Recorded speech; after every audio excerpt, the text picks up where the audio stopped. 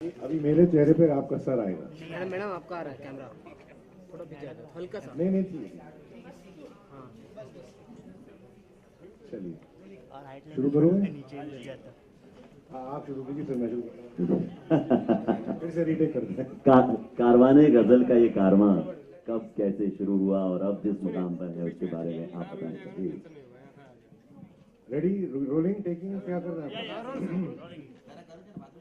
कारवाने गजल का ये जो कारवां शुरू हुआ ये पिछले साल मेरे ख्याल अक्टूबर या सितंबर का महीना था, मुझे याद नहीं है।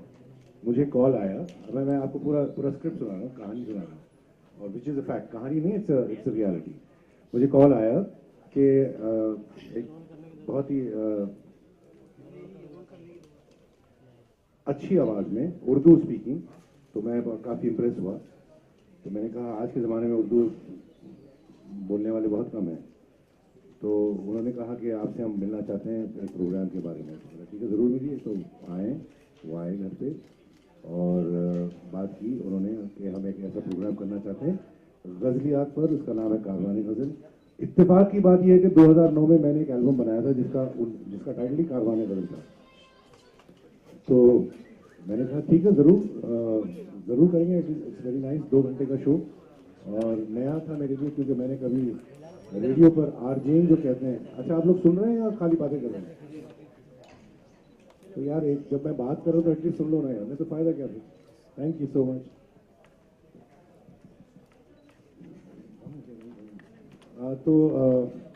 बात ये हुई कि आई एक्सेप्टेड एंड वो वहाँ से शुरुआत हुई और नवंबर से ये जो है काम शुरू हुआ, मतलब प्रोग्रामिंग का। पहले मेरे लिए नया था and it was a different thing. ठीक है, गज़ल सिंगर तो हूँ मैं, उर्दू ज़बान आती है, उर्दू जानता हूँ, शेर व शायरी, लेकिन रेडियो पर एक शो होस्ट करना ये अलग ही उसकी तरकीब होती है, जिसे मुझे पिकअप करना पड़ा सीखने के लिए। एंड ये मैं कहना चाहूँगा कि the team of big FM, I want to thank them, big FM and उनकी जो creative team headed by Safia right here, Arjuman, आप भी आइए इधर, अर्जुमन एंड आंचल भी initially right here, they have been, बहुत इन्होंने मेरी मदद की initially to get over the and मैं पिकअप किया, ये लिख के लिंक्स देते थे कि ट्रेनिंग होते हैं वगैरह वगैरह, ये टेक्निकल बातों में नहीं जाऊँगा। लेकिन मुझे इस बात की खुशी है कि आज जो रिएक्शंस मुझे मिल रहे हैं सारी हर जगह से, सिर्फ ये नहीं कि हमें फेसबुक पर आ रहे हैं, ट्विटर पर आ रहे हैं, मैं कहीं रोड पे जाता हूँ और कोई ड्राइवर मुझे कहता है सर आपका हम शो सुन रहे हैं। मैंने कहा यार हमारे ड्राइवर्स भी सुन रहे हैं, क्यों नहीं।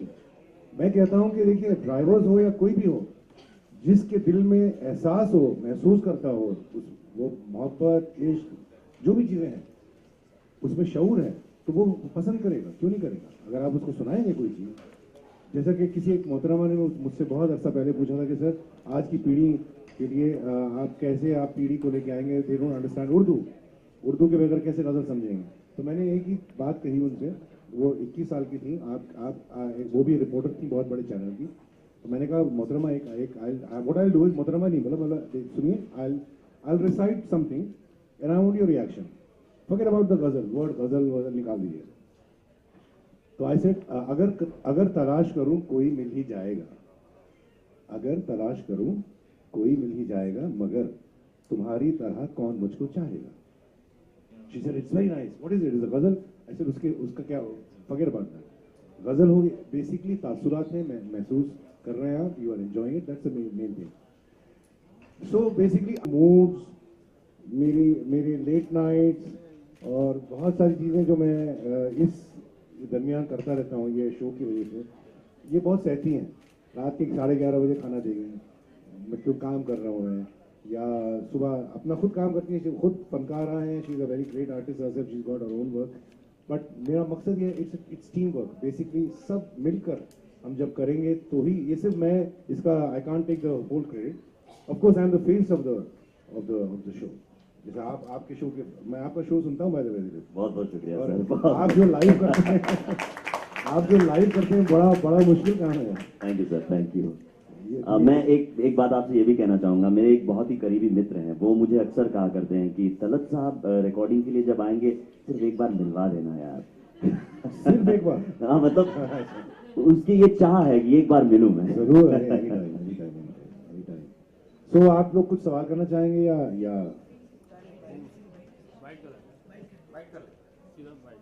जी हाँ श्रेया। और कारवाने गजल के इस कारवां में अब हम जिस पड़ाव पर हैं वहां पर एक स्पेशल एपिसोड होने जा रहा है जिसमें तलत साहब बात करने वाले हैं एक ऐसी आवाज के साथ, मतलब जिनका मैं नाम ले लूं तो आपको आपके कानों में मिठास घुल जाएगी। One and only Shreya Ghoshal ji, जोरदार तालियों से मैं यहां पर उनको आमंत्रित करता हूं। श्रेया जी,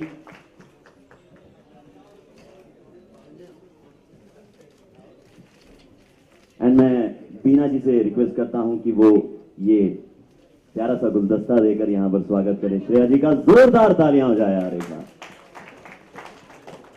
आपकी तालियों में दम होगा तो शायद हमें कुछ सुनने भी मिल जाए। मैं यहाँ पर एक बात कहना चाहूँगा श्रेया के बारे में। इतनी होनहार फनकारा हैं ये और इतनी बिजी हैं आज माशाल्लाह। एक बार मैंने इनको फोन किया कि भाई आपको आना है मेरे शो पर, आई स्वेयर टू यू, उन्होंने कहा कब बताइए, एंड एग्जैक्टली आज 2 बजे का टाइम फिक्स था, ये 2 मिनट मेरे से पहले पहुंच चुकी है, which is amazing. Give her a big hand. I am truly honoured कि आपने मुझे इस काबिल समझा कि आप मुझे इसमें फीचर करें पहली बार तो, because really this show is of that stature, या उसकी जो अहमियत है और उसका जो क्लास है वो बहुत ही रेयर हो चुका है आज के ज़माने में। एंड आई फील ऑनर्ड कि मुझे आपने इस काबिल समझा कि I can even come and speak to you about something so pure and so from the heart and purely for classy music. तो एक बहुत बड़ा थैंक यू तो आपको जाना चाहिए। And why would I not make this opportunity mine. Just want to thank you for that. And Talat ji के साथ मेरा क्या बोलते हैं association has been so long. I was a kid, I was probably 14 years old when I sang for Talat ji in a group of children. उनकी composition में गाया है मैंने। और अब वहाँ से यहाँ आए हैं और आपने इतना मुझे प्यार और सम्मान दिया है एक साथ।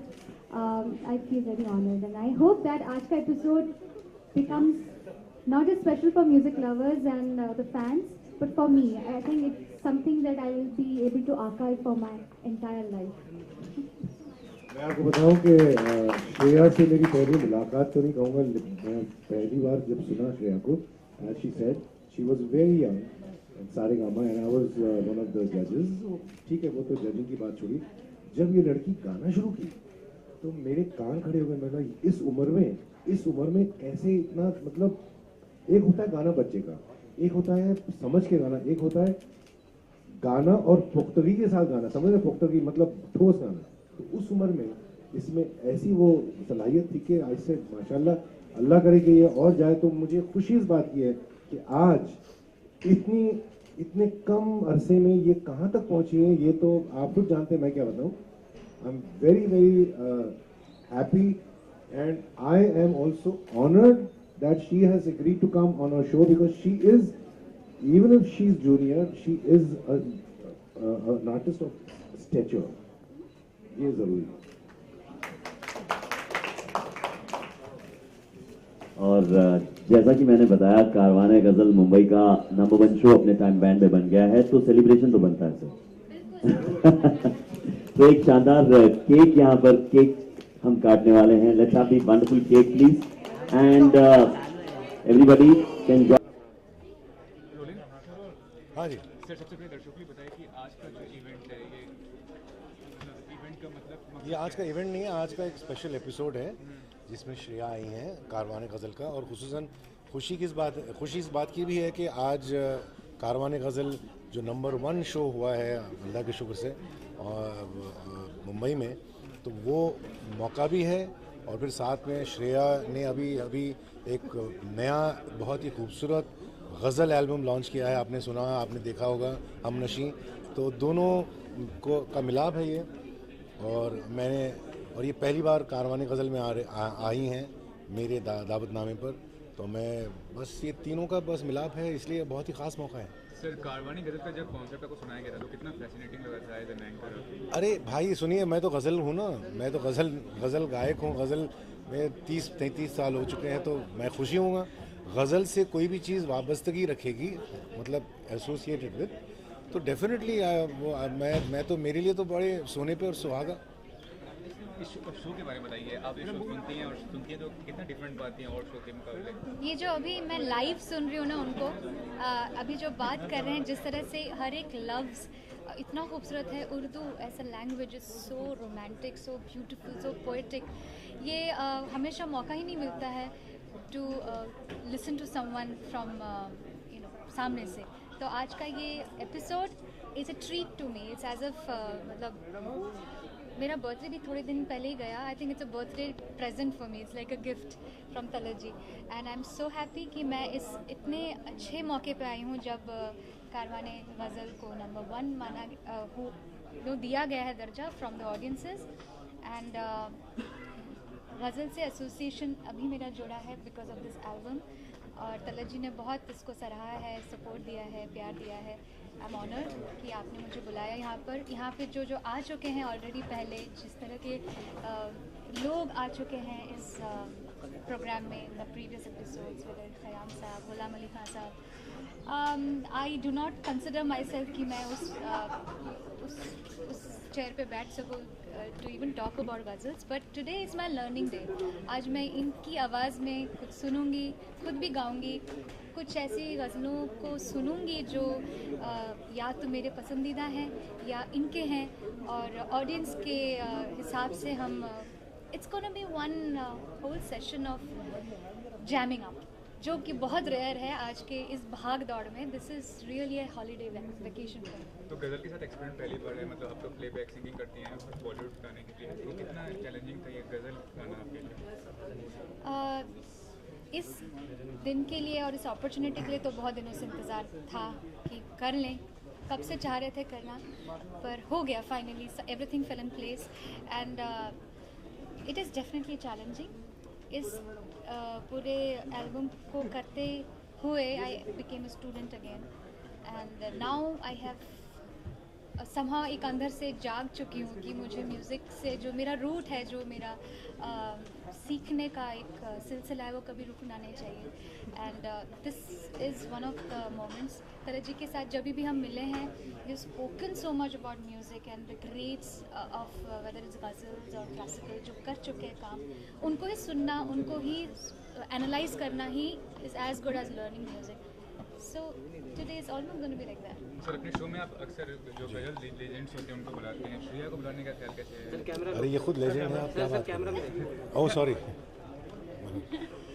भाई, ये खुद एक लेजेंड है and she already is a legend. और मैं तो चाहूँगा कि आप कैसी बात कर रहे हैं, लेजेंड आप नहीं समझते कि लेजेंड है? मेरे हिसाब से तो लेजेंड है इस। और उसके अलावा एक बात मैं कहना चाहूँगा, जो श्रेया ने अभी बताया कि इन्होंने जब गज़ल एल्बम रिकॉर्ड करने की, जब रिकॉर्ड कर रहे थे, तो उन्होंने कहा कि वो फिर से she became a student.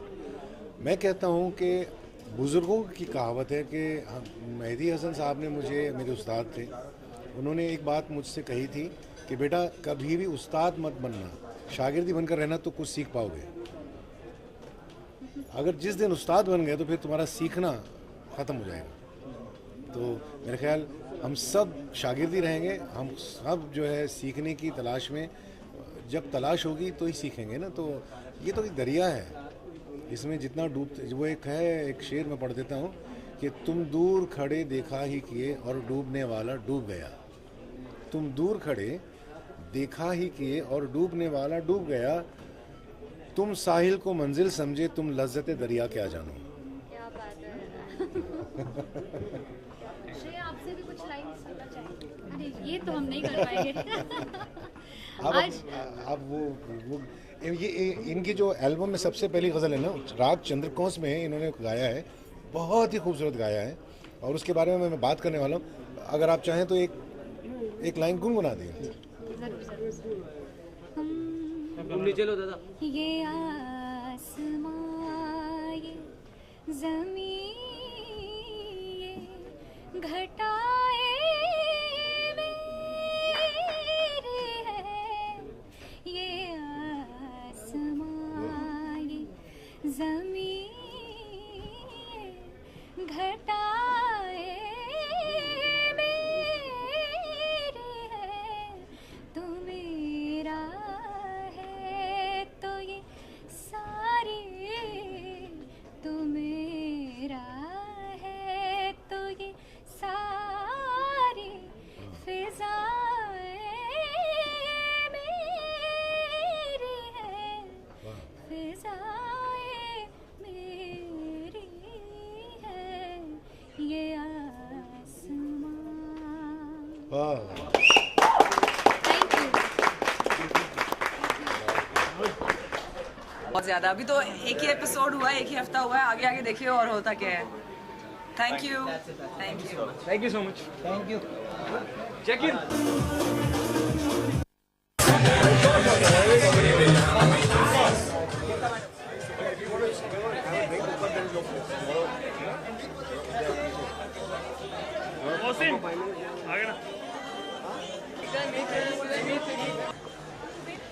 Success हुआ ना, है ना?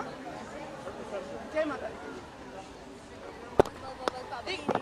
Actually, मैं कुछ नहीं बोलना चाहूँगी. Actually, I'm actually I thought it was a private party.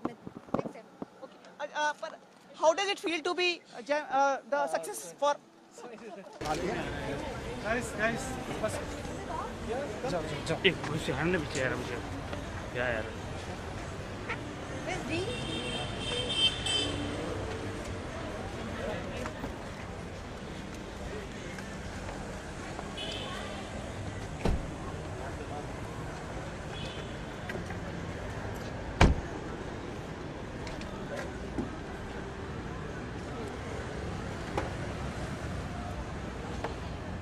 आ जाओ।